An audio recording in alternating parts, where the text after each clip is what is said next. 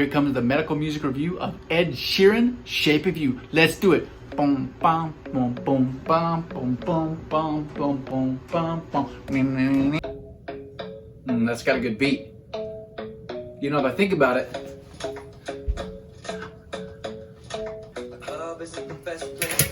now you might think why I was doing that, right? So that beat, it sounded about the same beat as the song Staying Alive, which is often the song because it has 100 beats per minute when we're doing CPR or cardiopulmonary resuscitation.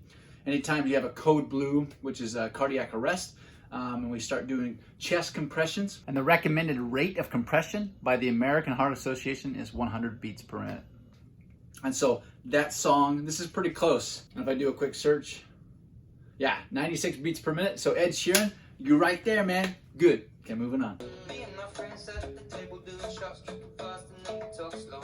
Come over and set up a conversation with just me, and trust me, I'll give it a chance. Now take my hand, stop, and the man on the jukebox, and then we start to dance. And now I'm singing like, girl, you know I want your love. Your love was handmade for somebody like me.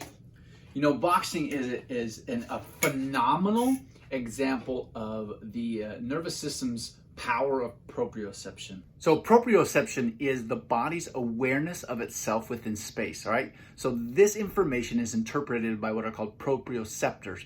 These are found in the inner ear. These are found within the muscle bellies and tendons throughout the body, right? And they interpret information and they send it up to the cerebellum, and it coordinates with itself so that we can move in space, right? And this girl's coordination in this boxing is incredible. MMA fighters and extreme sports ballerinas, dancers, their proprioception skill is through the roof. Like this boxer, she can jab and spar with a bag, and she knows visually where her hand needs to stop to make contact, right?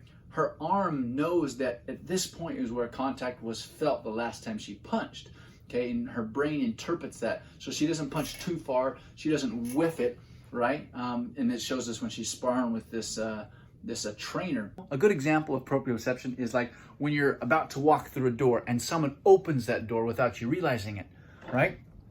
So as you're opening the door, it's about to hit you, but your visual interpretation of the distance between the door and your eyelid is interpreted, and then that information is instantaneously communicated to the muscles in your neck, which causes a whiplash and dodge, little matrix motion. Proprioception is phenomenal. We would be not as cool without it. I may be crazy, don't mind me, say boy, let's not talk too much. Grab on my waist and put that body on me. Coming now, follow my lead. It's good, man. I like this song. I'm in love with the shape of you. We push and pull like a magnet do. Although my heart is falling too. I'm in love with your body. And last night you were in my room. And now my bed sheets smell like you. Every day discovering. Wait. That's medical BO right there. So have you ever noticed how everybody has their unique smell?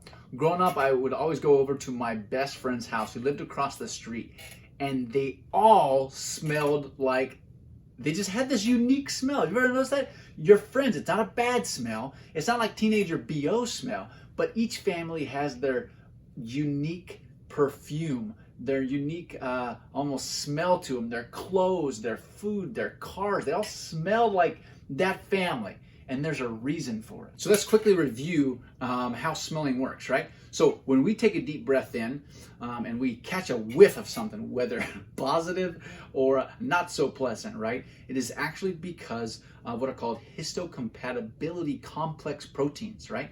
So those are traveling through space and they are breathed in, and then the very distal ends of what's called the olfactory nerve, okay, comes from an old Latin term called olfacere, which means to smell.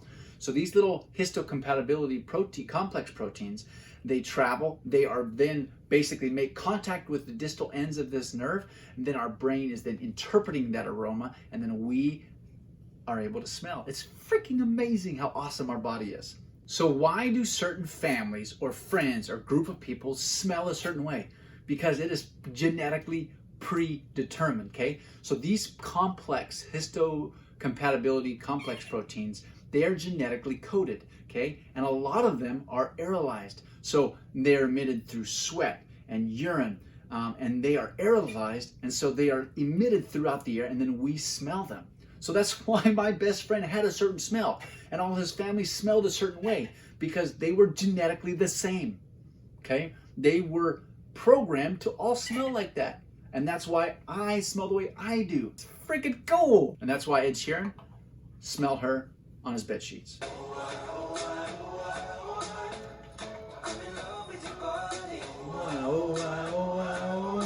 I cannot sing anything like Ed.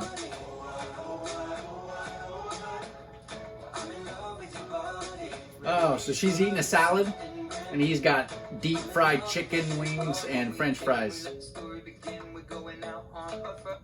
It is a horrible plight, and I'm sorry. On average, men have a higher muscle mass. What this converts into is a higher basic metabolic rate. That is basically the baseline. A lot of bases. It's all about that base. No, we're talking about Ed Sheeran here. Okay, that is the person's baseline caloric expenditure just for the normal everyday functioning. Nothing fantastic. No Tough Mudders, no HIIT exercises, no Himalayan hikes. Just every day, wake up, go to work, make bile, think, heart pumping. That is what your body is going to burn in calories to just stay alive. And if you have a higher muscle mass, then that basic metabolic rate, or the number of calories you will burn in a day, is going to be higher. So men typically have a higher muscle mass. That translates into a larger caloric burnage rate throughout the whole day. And it's not fair. Sorry. First day, you and me is thrifty, so go all you can eat. Fill up your bag and I fill up the plate. I like that car. Old taxi. I like the little finger walk across the taxi.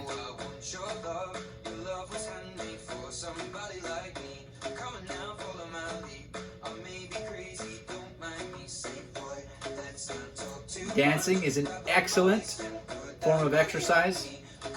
So is obviously jogging and kissing.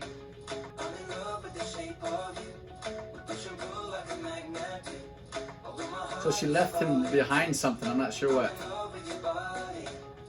A mouth guard. Well, that makes sense, he's a boxer. But, so mouth guards are designed, they're formed around the teeth to prevent your teeth from knocking out, okay? In the medical field, that's called tooth avulsion, right? And that's when a tooth actually gets knocked out. What do we do if we get a tooth knocked out, right?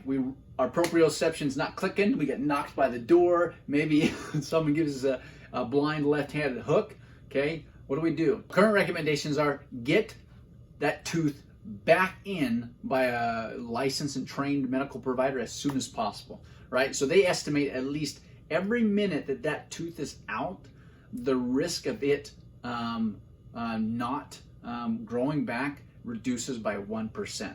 So you gotta get it back. When that tooth is knocked out, like you're an NHL hockey player, right? You have the periodontal ligament is torn, and time is of the essence, right? It's about a 66% chance of good outcome if you get it back in within the next hour, right? So what they recommend is this super fancy, highly concentrated salt solution, which nobody's gonna have on hand. So they actually recommend put it in milk, okay? The next best thing is a saliva. The next best thing is a saline solution, okay? You have about, with a super concentrated solution, let's say you're uber prepared Boy Scout, okay? Then you have about 24 plus hours to get that back in, okay? If you do nothing, it's just dry, you hold it in your pocket, you take an Instagram photo with it, you leave it for the tooth fairy, then you decide, nah, I wanna see if I can get it back in. You only have about 60 minutes, okay? In between that, milk and saliva, you have anywhere from 3 to 8 hours for it to have the best chance to get back in.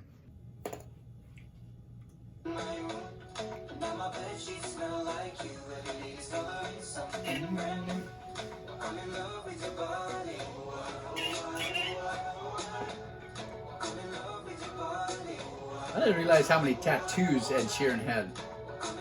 So tattoos are actually kind of pretty interesting. Yeah, he's got, I don't know if they're fake or real.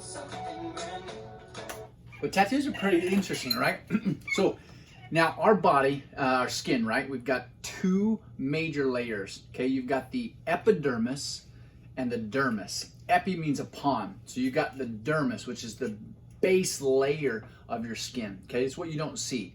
Then you have the epidermis. Now the epidermis is the regenerating layers, okay? You have the stratum basalis all the way to the stratum corneum, all right? And these 7 layers, these are the regenerating layers. These are the layers that are sloughing off. These are the layers that keeps our skin smooth when we're young. Anyways, but tattoos, they go through the epidermis all the way to the dermis, which is a non-regenerating, okay? And it actually dyes that. And so what we're seeing is actually a dyed, deep layer of tissue that we can see through all 7 of these layers. So it's pretty cool how this happens. Anyways. I'm in love with the shape of you. Come on, be my baby, come on. Come on, be my baby, come on. Come on, be my baby, come on. Come on, be my baby, come on. He's getting all jacked up by his buddies. He's got the hood. Fight Club. Oh. Mama, there goes that man.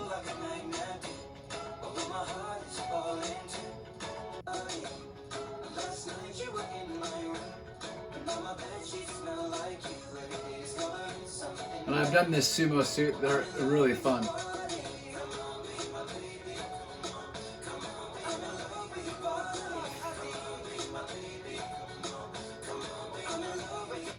And don't let them fool you just because they have excessive adipose or they're soft around the edges. That does not mean that they are weak at all. These athletes are incredibly strong.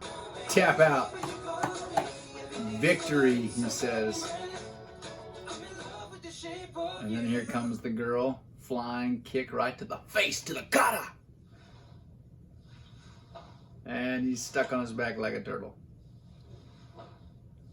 That was a fun song. I really enjoyed that. So Ed Sheeran, Shape of You. There was quite a bit of medicine within there. Hope you enjoyed this medical music review of Ed Sheeran. Okay, we're out. Subscribe, like, comment if you have any other songs you want me to do. Or if you just have any encouragement or whatever. I hope you're doing great. Keep safe.